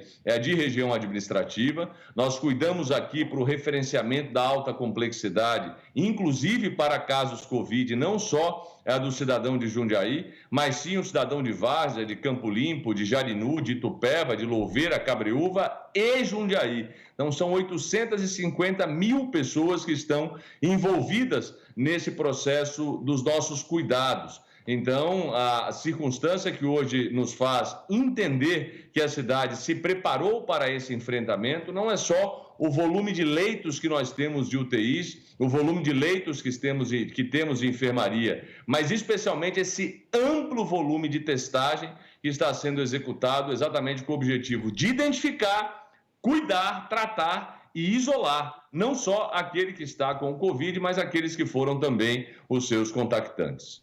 Prefeito Luiz Fernando Machado, prefeito reeleito pelo PSTB em Jundiaí, falou um pouquinho aí da área da saúde. Eu estou vendo aqui no plano plurianual, no site da prefeitura, prefeito, falando aqui dessas diretrizes. Jundiaí de direitos, Jundiaí saudável, a gente já falou. Eu queria que o senhor tem Jundiaí sustentável, se der tempo a gente fala, mas eu queria que o senhor falasse de Jundiaí de oportunidades, né? Como é que está a questão da tecnologia? Porque a gente sabe que é um momento difícil, com recursos mais escassos para 2021, mas a perspectiva tem que ser de médio e de longo prazo, não é, prefeito? Como é que está essa área? Essa área, você perceba que a tecnologia ela perfaz todas as outras áreas da própria prefeitura. Nós estávamos falando sobre saúde e uma das estratégias que nós estamos buscando e utilizando aqui na cidade é exatamente a telemedicina como alternativa para que as consultas com médicos especialistas possam ser feitas dentro do próprio campo das nossas unidades básicas de saúde e dos nossos equipamentos de média complexidade. Jundiaí é uma cidade tecnológica, é uma cidade que tem hoje 370 quilômetros de fibra ótica fazendo um grande anel pelos serviços públicos da cidade, exatamente com o objetivo de estar inserida nesse contexto e nesse conceito da cidade inteligente. É uma cidade que vem promovendo ações, vem promovendo investimentos que exatamente fortaleça o sistema como um todo e os serviços públicos como um todo. Então, a telemedicina, por exemplo, no uso da saúde pública, a tecnologia no transporte público, a partir do momento que instalamos aparelhos de GPS em cada um dos ônibus para perceber dentro do seu deslocamento e através de um aplicativo, o cidadão ter a ideia no ponto de ônibus do tempo que demorará para o seu ônibus de interesse chegar, o tempo que vai se demorar até o seu destino, assim como também temos a tecnologia inserida nos serviços públicos ofertados ao cidadão, como, por exemplo, a plataforma que nós temos digital e o aplicativo chamado APP Jundiaí, que tem mais de 150 funcionalidades distintas para que o cidadão possa se relacionar com a prefeitura municipal, possa identificar vagas em creche, cardápio de merenda escolar, oferta de serviço, denúncias de barulho, denúncias de aglomeração, denúncias de, por muitas vezes, funcionamento de comércios em horários que não sejam permitidos. Enfim, a tecnologia hoje, ela está presente em toda a circunstância da vida de um cidadão. E aqui na cidade nós oferecemos exatamente essa capacidade de inserir a tecnologia no contexto da melhoria de vida para o cidadão, de uma maneira geral. A tecnologia serviu, inclusive, para que nós pudéssemos fazer apresentações através da nossa orquestra aqui municipal, dos nossos corpos municipais de cultura. Nós oferecemos para o cidadão, assim como tivemos a chance também, dentro do contexto agora desta pandemia, de ofertar educação com qualidade, os nossos educadores ofertando educação com qualidade através dos instrumentos da tecnologia. Então, a cidade, ela precisa entender que a tecnologia é um elemento meio, não um elemento fim. Ela serve para que você possa melhorar a oferta de serviços públicos na cidade, mas ela não se define exclusivamente a tecnologia em usos que sejam distintos do interesse que temos em oferecer para o cidadão a oportunidade de um melhor acesso ao serviço público. Então, nós utilizamos a tecnologia como elemento meio e as atividades fins, que são as consultas,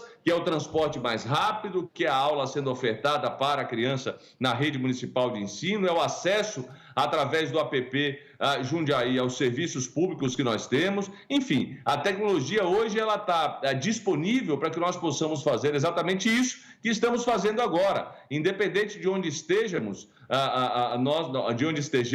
nós estamos falando com o cidadão, estamos falando com a audiência da Rádio Alesp. Então, acho que esse é o grande ponto, a tecnologia a serviço da melhoria da vida do nosso cidadão. Falando em cidadão, prefeito, eu queria saber sobre o portal da empregabilidade, né? Um grande desafio é o emprego aí para 2021. Eu estou vendo que vocês têm um portal aqui interligando vaga, empresa, treinamentos, que é muito importante, e os candidatos. Como é que está isso, prefeito? Esse portal de empregabilidade, Jeremias, ele é extremamente interessante porque ele foi uma ação que nós desenvolvemos há 2 anos atrás e que ele surtiu naturalmente o efeito maior e a visibilidade maior agora no pós-pandemia, mas onde nós fazíamos a junção, o Fundo Social de Solidariedade, onde a minha esposa, Vanessa Machado, preside, assim como a TVTec, que é uma escola de tecnologia que nós temos associada ao Centro Paula Souza, assim como as inúmeras parcerias que fazemos a partir do Fundo Social com Senai, Sebrae, Centro Paula Souza, dentre outros entes que são entes de qualificação profissional, ela tem o objetivo de poder unir aquela que é a oferta do mercado de trabalho local. Eu vou dar um exemplo bem simples, Jeremias e Lilian, para vocês que estão conduzindo a entrevista e para o cidadão que está nos ouvindo.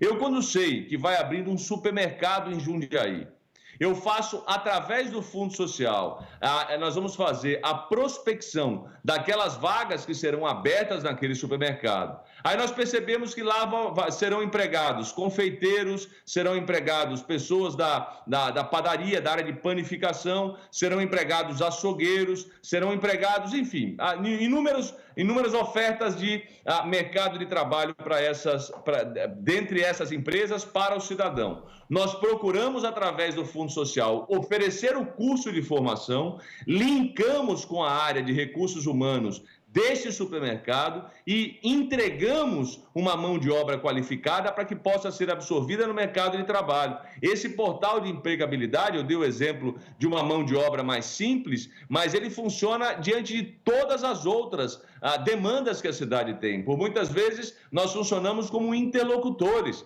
A Unidade de Desenvolvimento Econômico, através das nossas ações que são implementadas, ela observa quais são as empresas que estão se inserindo na cidade, o perfil desta mão de obra, para buscar exatamente uma melhor condição de empregabilidade, qualificação, capacitação e empregabilidade. Fazemos isso com uma mão de obra, como disse aqui, mais básica, até mesmo como um curso que nós fizemos em parceria com o Centro Paula Souza, registro aqui, a sempre disposição da professora Laura Laganá, sempre teve com a cidade de Jundiaí um laço, um vínculo, uma credibilidade enorme. E nós chegamos a desenvolver um curso específico entre a Siemens, que é uma das grandes empresas do mundo na área de energia. Nós desenvolvemos entre a Siemens e o Centro Paula Souza, a partir da nossa unidade de desenvolvimento econômico, ou seja, é linkar, é entender que a cidade boa é cidade que tem emprego, cidade boa é cidade que dá oportunidade às pessoas, cidade boa é cidade que avança sem deixar ninguém para trás.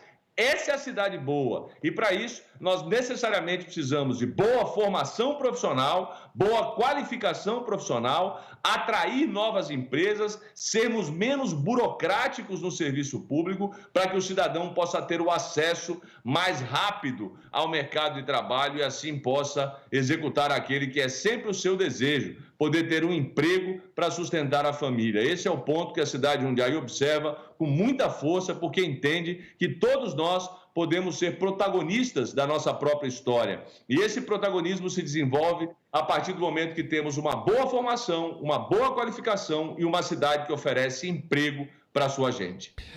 Prefeito, eu estou vendo aqui, Jundiaí é a 13ª cidade mais competitiva do Brasil. Um estudo aqui do ranking das cidades mais competitivas, e por isso eu queria falar um pouco sobre educação. Eu tenho entrevistado secretários de educação de cidades pequenas que falam assim, olha, aqui a gente só tem um WhatsApp e um Facebook para mandar mensagem para os nossos alunos. E outras cidades como São Caetano, por exemplo, eles têm um sistema, eu acredito que, por isso que eu estou lhe perguntando, Jundiaí também pode ser parecido, né?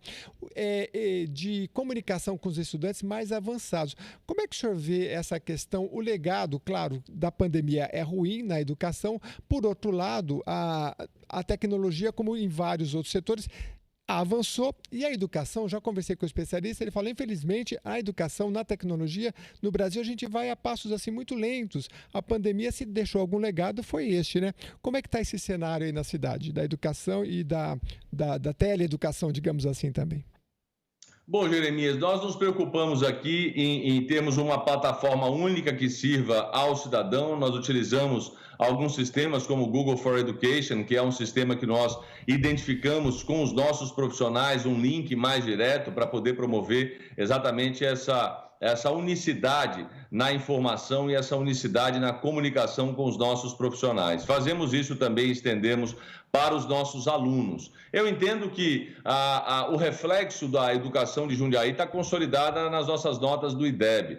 Nós somos uma cidade que temos uma nota, as duas últimas notas do IDEB são notas 7 e outra que é 7.1, ou seja, são notas altas do IDEB aqui em Jundiaí. Nós trabalhamos com um formato de ensino chamado Escola Inovadora, onde percebe-se claramente que o estímulo que é dado ao nosso aluno é, por exemplo, aqui na cidade de Jundiaí, a partir dos 4 anos de idade, todos têm acesso à língua inglesa como matéria obrigatória na escola. Nós oferecemos o empreendedorismo, que é o modelo de educação que estimula a atividade do empreender. Nós oferecemos aqui na cidade, de maneira pioneira, no estado de São Paulo e no Brasil, um Fab Lab municipal em parceria com o SESI. Então, nós temos hoje um laboratório das práticas do fazer associado ao SESI, que oferece esse modelo de educação para o Brasil, para Jundiaí como um todo. É um modelo inédito do SESI com a Prefeitura de Jundiaí. Além de termos nos preocupado em oferecer aquilo que era de melhor para o nosso cidadão no momento, para a nossa criança, no momento em que ele necessitou do ensino à distância. O ensino à distância foi um grande desafio. Dizer que nós estávamos totalmente preparados para essa realidade não é verdadeiro. Nós fomos nos preparando à medida que se impôs a necessidade do ensino à distância, que não é só uma dificuldade para o aluno, não é só uma dificuldade para aqueles que têm a necessidade de instrumentos de tecnologia para acessar o ensino à distância. é também dificuldade para alguns profissionais da educação que não estavam inseridos dentro desse contexto do ensino à distância. Então, aqui nós fomos aprendendo, como se diz na expressão, nós fomos trocando o pneu com o carro andando. É claro que existem alunos que se destacaram com essa prática do ensino à distância porque já tinham no seu contexto e no seu conceito de própria vida a alternativa de um bom aparelho de tecnologia, de um bom sistema de Wi-Fi, de uma boa rede de dados, para poder superar esses desafios. Agora, outros alunos, nós sabemos que não. Nós sabemos que esta é uma realidade difícil para as famílias que, por exemplo, não têm um instrumento como um aparelho de telefone celular, ou um computador, um notebook, ou até mesmo um outro equipamento para que seja utilizado. Para o próximo ano, Jeremias, nós estamos preparando todo um contexto de oferta desses instrumentos de tecnologia para que o aluno possa, naturalmente, absorver melhor esse conteúdo aplicado. Assim também como faremos o mesmo com os nossos profissionais da educação, que não são todos que têm à disposição todos esses instrumentos.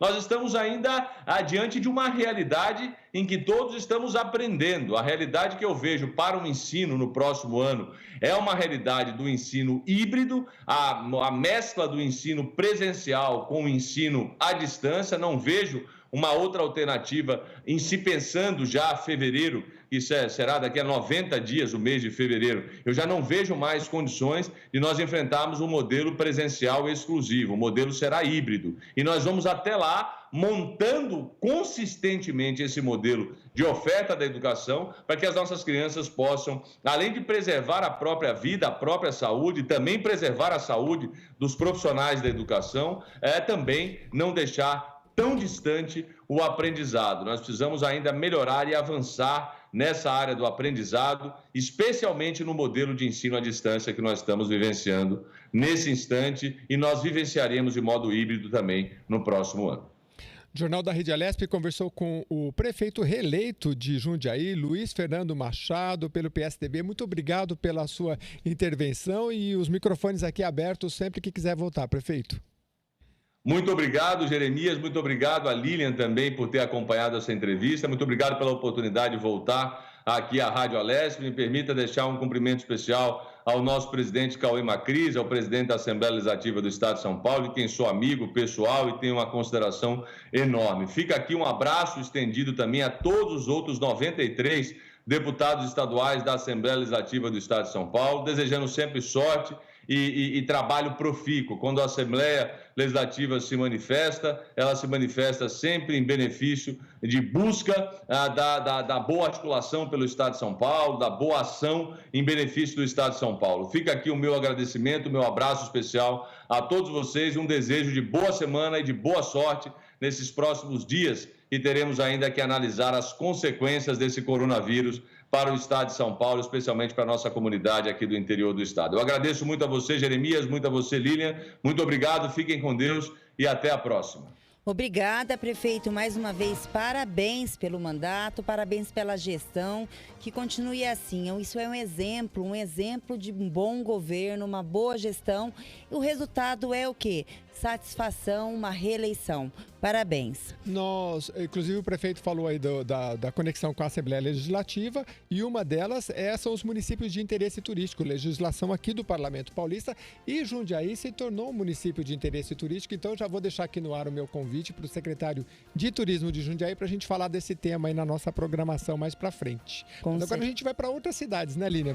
Com certeza. Amanhã nós temos mais entrevistas aí. A partir de hoje vamos começar um giro aí no estado de São Paulo inteiro, entrevistando os prefeitos eleitos e reeleitos, as dificuldades, os objetivos, as bandeiras e a meta para cada gestão, porque cada município tem uma necessidade, cada município tem uma bandeira, tem um porte fraco, como também tem seu ponto forte. E a gente vai aí, a partir de hoje, começando a rodar aí todos os municípios do estado de São Paulo, falando com nossos prefeitos. Certo, Jeremias? Exatamente. Vamos falar de Sumaré. Sumaré é pertinho aqui de São Paulo, Com certeza. A população de Sumaré, interior paulista, vai contar a partir do ano que vem com mais 2 escolas estaduais com ensino integral. São elas a Escola Professora Maria Ivone Martins Rosa, no Jardim Denadai, e a Escola de Educação Residencial Bordon. Elas terão a ampliação do Programa de Ensino Integral, é o PEI, o que atende a um pedido do deputado Dirceu Dalben, do PL. Segundo o parlamentar, o trabalho segue para que outras unidades também sejam contempladas na região de Campinas e todo o estado de São Paulo. Para o deputado Dirceu Dalben, no ensino integral, os alunos têm uma matriz curricular diferenciada, que inclui orientação de estudos e preparação para o mercado de trabalho. Em meia alta nas internações por Covid-19 registrada no estado de São Paulo na última semana, autoridades do governo estadual e da prefeitura criticaram encontros sociais. No entanto, regras estaduais para combate à pandemia permitem a realização de shows e festas em boa parte do estado, além da abertura de bares e restaurantes em todas as regiões. Já a portaria da cidade de São Paulo, embora não autorize festas, permite eventos com até 600 pessoas, inclusive shows com o público em pé. Além disso, a fiscalização da maioria das regras sanitárias é escassa ou inexistente. Recomendações como distância mínima entre mesas e limitação de público a 60% da capacidade máxima não são fiscalizadas na prática. O Centro de Vigilância Sanitária, os CVs estaduais, fiscaliza o uso obrigatório de máscara, mas de 1º de julho até 17 de novembro foram autuados apenas 549 estabelecimentos e 327 transuentes em todo o estado de São Paulo. Já a Prefeitura da capital fiscaliza o horário permitido pela legislação municipal e o uso de mesas nas calçadas, que está proibido durante a pandemia. Até agora, 1.283 estabelecimentos foram interditados por descumprirem as regras vigentes. E deste total, 865 são bares, restaurantes, lanchonetes e cafeterias. E aí, Jeremias, a gente vai voltar com outra entrevista, né? Pois é, a gente daqui a pouquinho, a gente já falou com 2 prefeitos, né? E daqui a pouquinho três prefeitos, já né? Vamos voltar a falar com o Dr. Marcelo Itiro Takano, que ele é o coordenador do projeto Avança Saúde São Paulo. Vai falar sobre aquele aplicativo e-Saúde. Voltou? Dr. Marcelo, bom dia. Muito obrigada por ter aceito o convite de participar aqui do Jornal da Rede Alesp. Bom dia, doutor. Opa, agora sim, com a conexão bem estabelecida. Pois é, doutor Marcelo, ele é coordenador de urgências e emergências da unidade de coordenação do projeto Avança Saúde, né, da Secretaria Municipal aqui da cidade de São Paulo. O senhor vai falar para a gente sobre um aplicativo, é isso? O que é o e-Saúde? O e-Saúde ST é uma plataforma de integração de dados clínicos com viabilização da telemedicina. Então, é uma ferramenta muito importante para a população paulistana, não só no sentido de ser mais um canal de acolhimento, esclarecimento de dúvidas e atendimentos relacionados ao Covid, mas também como estratégia de promoção e prevenção do seu autocuidado. Agora, então, vamos lá. Eu estou aqui com o meu celular, vou tentar baixar o e-Saúde. Ele existe desde quando? Como é que está funcionando? É uma iniciativa que foi iniciada em meados de junho deste ano, né? É uma plataforma que pretende integrar todas as informações de saúde relacionadas ao cuidado dos pacientes. Então, ela está trazendo para o seu interior as passagens na atenção primária, as passagens na atenção hospitalar, os resultados dos exames laboratoriais e o acesso aos exames de imagem de todo o procedimento realizado dentro dos equipamentos sob gestão municipal. Ele permite ao cidadão, inclusive, que ele agregue para o seu interior as passagens relacionadas aos equipamentos de saúde sob gestão estadual e até mesmo a iniciativa privada. Então, na verdade, é uma evolução da saúde digital que pretende agregar eficiência, mobilidade e comodidade ao cidadão paulistano. Com certeza, doutor Marcelo. Devido a essa pandemia, a gente está vendo muito, né, dentro do setor público, várias criações, a tecnologia invadindo até então locais que a gente achava que seria difícil, né? Como é que está sendo a receptividade da população em uso do aplicativo? Então, isso é muito legal, né? Estratégias e ações como essas de divulgação é importante.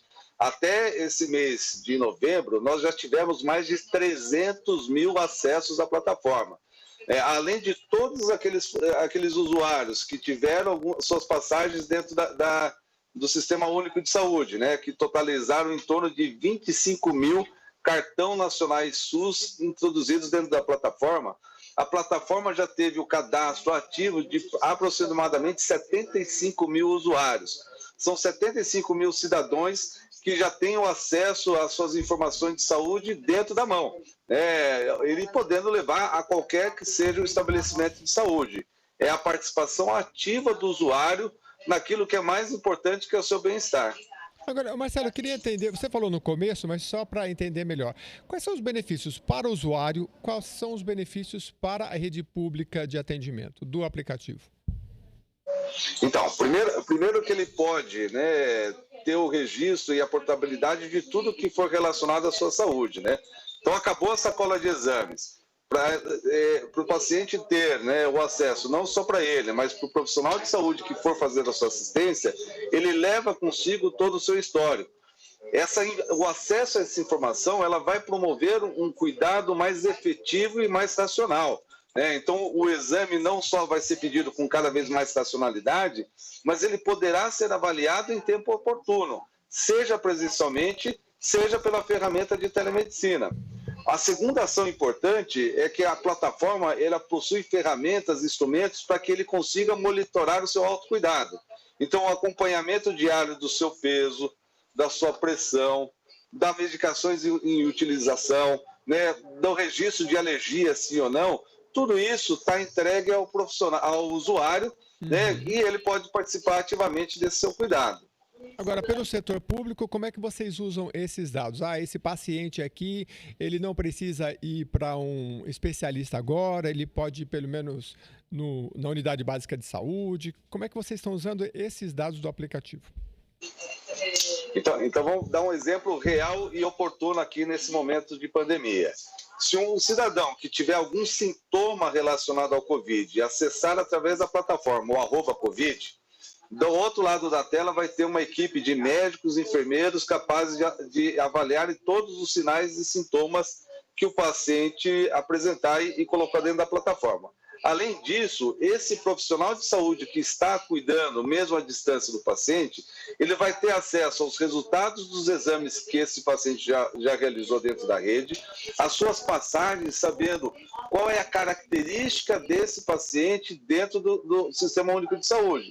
Então, um hipertenso que está com um monitoramento da sua pressão, mostrando alguma oscilação do nível ideal, que a gente acompanhe qual remédio que ele está tomando e que eventualmente tem uma comorbidade relacionada à Covid, o médico da telemedicina pode intervir, adequar a sua prescrição e dar o tratamento oportuno com uma eficiência e comodidade para aquele cidadão.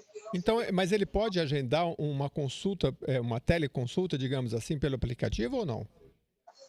Isso, nesse momento, esse acesso à teleconsulta é direto pelo @Covid, não há necessidade de agendamento.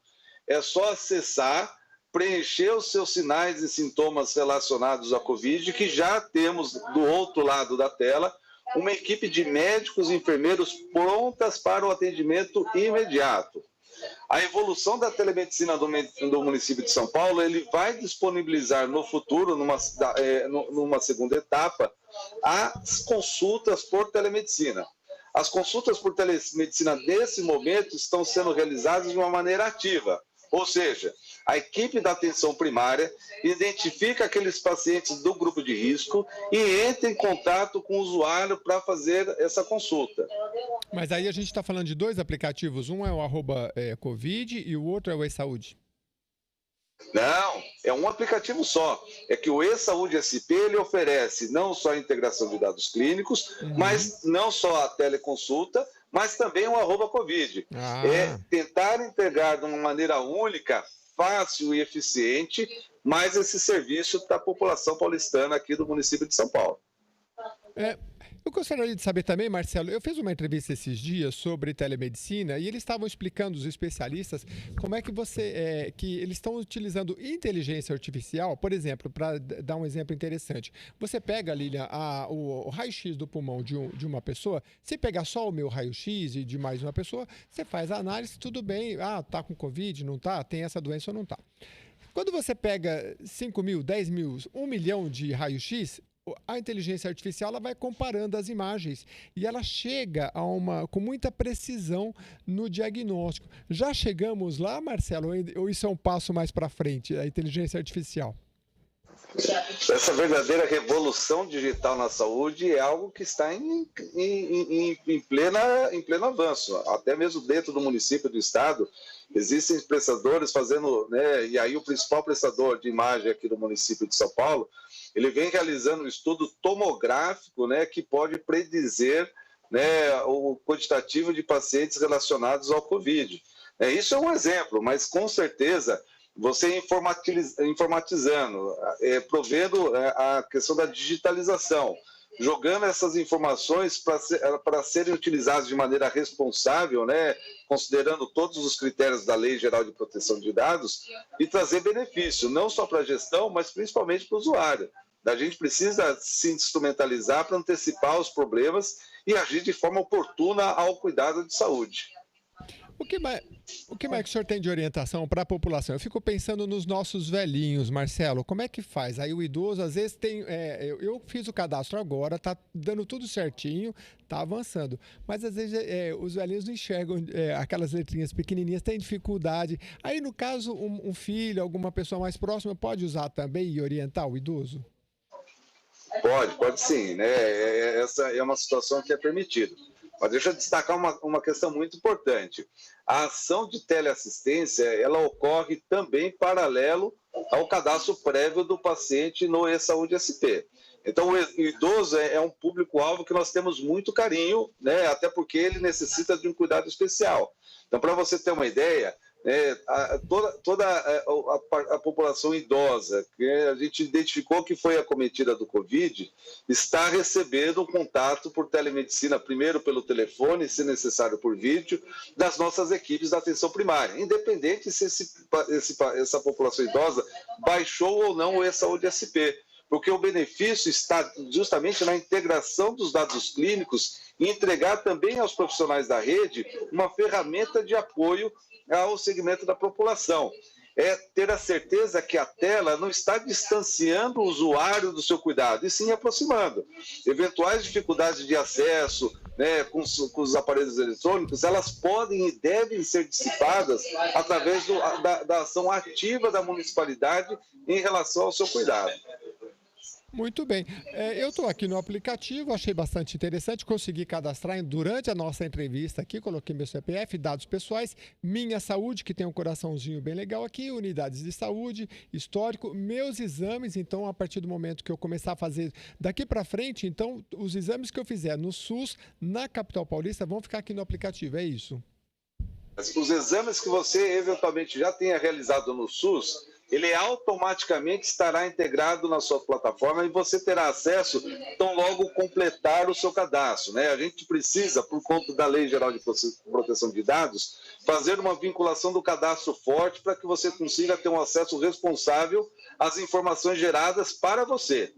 Paralelamente, se você não é um usuário do SUS, você pode inserir na plataforma todos aqueles exames que você fez eventualmente na rede privada, para que o seu médico, o profissional de saúde que for prestar assistência para você em qualquer que seja o ambiente, possa, durante a assistência, e isso é importante destacar, nenhum profissional de saúde vai ficar olhando o exame de qualquer um se não tiver relacionado à assistência. Para que esse profissional, durante o seu cuidado, possa ter um embasamento prévio do que aconteceu com a sua saúde. Então, a partir de agora que você baixou o aplicativo, se você quiser, né, deixar, né, até pelo seu próprio controle, o seu controle da sua pressão, do seu peso corporal, se você tem problema de diabetes, do seu nível de açúcar do sangue, tudo de uma maneira que você não vai perder. Você vai levar consigo as suas informações e poder compartilhá-la com o profissional de saúde, se assim você desejar. A gente está conversando aqui com o Marcelo Tacano, ele é coordenador de urgências e emergências da Unidade de Coordenação do Projeto Avança Saúde São Paulo. A sua formação é na área de saúde ou tecnologia, Marcelo? Não, eu sou médico de formação, sou ortopedista, né, e um estudioso da questão da saúde digital. Que legal, porque eu pergunto isso porque, assim, nem sempre dá para responder todas as nossas questões aqui. Mas eu fico pensando, assim, o Sistema Único de Saúde, ele é muito grande, né? Um dos maiores do mundo, do SUS, né? Só que, não sei se ele não conversa, sei lá, a cidade de São Paulo, não sei se conversa com a cidade de, sei lá, de Manaus, enfim. Como é que vocês veem isso no futuro? Porque a pessoa pode usar esse aplicativo na capital. Ela mudou, essas informações vão juntas, não vão? Exato, o importante é dar a portabilidade, né? Então, essa é uma aplicação que, nesse momento, está restrita aí aos munícipes de São Paulo, do município de São Paulo, mas que em qualquer, né, localização, seja no território nacional ou internacional, com o acesso à internet, ele pode levar e ter o seu cuidado auxiliado pelos produtos da ferramenta. Então, dar a portabilidade para o cidadão é algo que a gente vem buscando já há muito tempo, né? Fazendo com que isso seja proveitoso não só para o usuário, mas também para o profissional de saúde que tiver que prestar um cuidado em qualquer que seja o nível, seja no nível de prevenção, que é o que a gente tem a maior preocupação de estimular, né? O cuidado da prevenção e a promoção da saúde, e a ferramenta hoje, não só o e-saúde, mas há no mercado inúmeras ferramentas que permitem esse autocuidado, mas também na promoção, né? Quando tiver algum agravo, seja agudo ou crônico. Muito bem. Marcelo, a gente quer agradecer bastante a sua presença aqui. Já fica convidado para participar mais da nossa programação, porque eu acho que é um serviço de utilidade pública muito interessante. O Marcelo Tacano falou aqui com a gente sobre o e-saúde. Você que está na capital paulista, baixa o aplicativo, usa, porque é bem legal. Obrigado, Marcelo. Exatamente. Só reforçando, o aplicativo está disponível nas plataformas iOS, a plataforma Android e na página da Prefeitura. Qualquer que seja, especialmente nesse momento de cuidado ao coronavírus, participe, né? Faça o seu cadastro, gere as suas informações de saúde e, se necessário, antes mesmo de sair de casa, acesse o @Covid. É uma ferramenta segura e eficaz no controle e no manejo das patologias relacionadas ao Covid-19. Obrigada, Marcelo. Tenha um bom dia. Bom dia, muito eu que agradeço. Muito bem, Jornal da Rede Alesp segue com as principais informações do Brasil, do mundo e aqui, claro, do Parlamento Paulista. Com certeza, o câncer infanto-juvenil, os desafios para obter um diagnóstico precoce. Pois é, a doença corresponde a um grupo de várias enfermidades que têm em comum a proliferação descontrolada de células anormais. Isso pode ocorrer em qualquer local do organismo. Os tumores mais frequentes na infância e na adolescência são as leucemias, que afetam os glóbulos brancos. De acordo com dados veiculados pelo Instituto Nacional de Câncer, neste ano foram contabilizados mais de 8 mil novos casos entre os sexos masculino e feminino no país. O médico oncologista pediátrico Nelson Carvalho explicou as dificuldades enfrentadas para facilitar o processo de prevenção em hospitais públicos. A criança que precisa do sistema público demora muito para ser diagnosticada e para ser encaminhada ao especialista. Sabemos que a melhor forma de tratar do câncer é a prevenção. Com o diagnóstico mais precoce, nós conseguimos um resultado melhor nos nossos tratamentos. Olha, segundo o Dr. Nelson Carvalho, é perceptível uma desigualdade em comparação aos serviços prestados pela iniciativa privada. Já o parlamentar Castelo Branco, do PSL, comentou sobre a relevância de direcionar recursos às instituições que acolhem esse tipo de grupo. A medicina tem avançado muito no tratamento de câncer infantil, mas ainda a gente está muito longe de uma solução. Portanto, tudo que os parlamentares e a sociedade puder fazer é muito bem-vindo. O deputado disse ainda que no gabinete dele são destinadas emendas parlamentares para hospitais que atuam nesta área. Jeremias, falando um pouco aí de Covid, o número de casos de Covid-19 entre as mulheres grávidas em todo o país aumentou 345% em quase 3 meses. Já o número de mortes de gestantes pela doença cresceu 43%, segundo dados coletados nas secretarias estaduais de saúde dos 26 estados e no Distrito Federal. O Brasil registrou 12.104 casos e 223 mortes por Covid-19 entre mulheres grávidas até quinta-feira passada. Em 28 de agosto, os dados divulgados pelo Ministério da Saúde apontavam que eram 2.718 casos de Covid entre as gestantes e 155 mortes pela doença. Ceará, Paraná, Rio Grande do Sul e São Paulo são os estados com maior número de casos de Covid-19 entre gestantes. Rio de Janeiro, São Paulo e o Pará são os estados com maior número de mortes pela doença entre as grávidas. Veja abaixo gráficos com dados por estado. Pois é, segundo especialistas, é necessário atuar na prevenção e na assistência especializada para estas mulheres. Muito bem, agora a gente vai conferir números do novo coronavírus no Brasil, Lilian. 169.250 mortes confirmadas até as 8 horas desta segunda-feira, aponta um levantamento feito pelo consórcio de veículos de imprensa a partir de dados das secretarias estaduais de saúde. Pois é, o balanço indicou 181 mortes aconteceram nas últimas 24 horas. 6.071.584 casos foram confirmados. Vamos lá, né? Um estudo publicado pelo Imperial College London e por uma consultoria de análise de dados feito com centenas de milhares de pessoas na Inglaterra sugere que a imunidade ao novo coronavírus está gradualmente desaparecendo. Pesquisadores que enviaram testes de picada no dedo para mais de 365 mil pessoas selecionadas aleatoriamente descobriram uma queda de mais de 26% nos anticorpos para a Covid-19 em apenas 3 meses. A pesquisa indica que não há garantia de imunidade para quem já foi infectado pelo novo coronavírus e se curou, ou mesmo aqueles que ficaram assintomáticos. No Brasil foi lançado um teste rápido de saliva para a Covid-19, que pode ser feito em casa. O resultado sai em 24 horas e o exame custa R$ 169. Aproveitando essa deixa de falar do coronavírus, a gente tem aqui uma nota, Jeremias, que o laboratório britânico AstraZeneca e a Universidade de Oxford anunciaram nesta segunda-feira em um comunicado conjunto com a vacina, que a vacina contra a Covid-19, desenvolvida pela parceria, mostrou eficácia de 70% nos testes.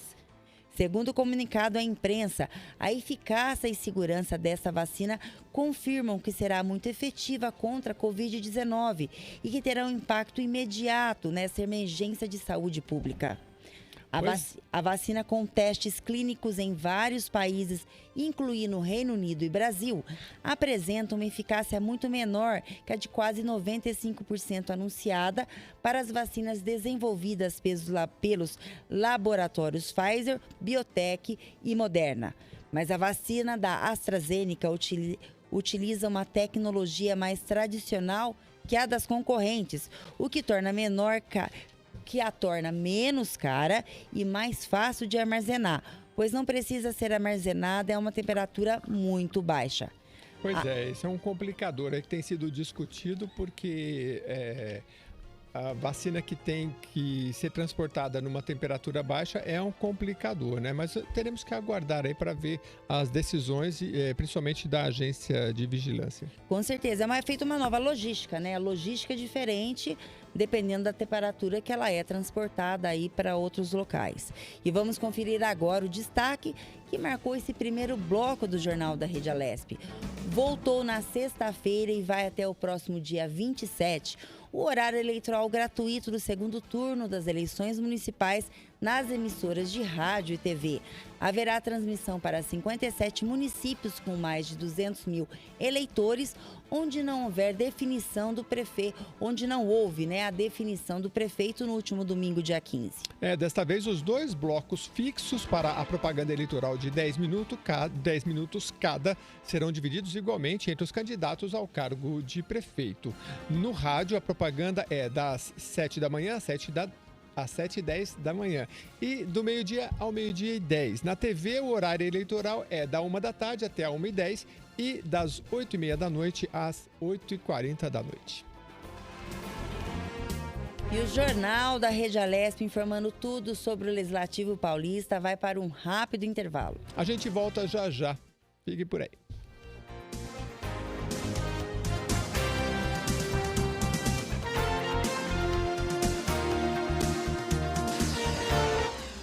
Você acompanha Jornal da Rede Alesp.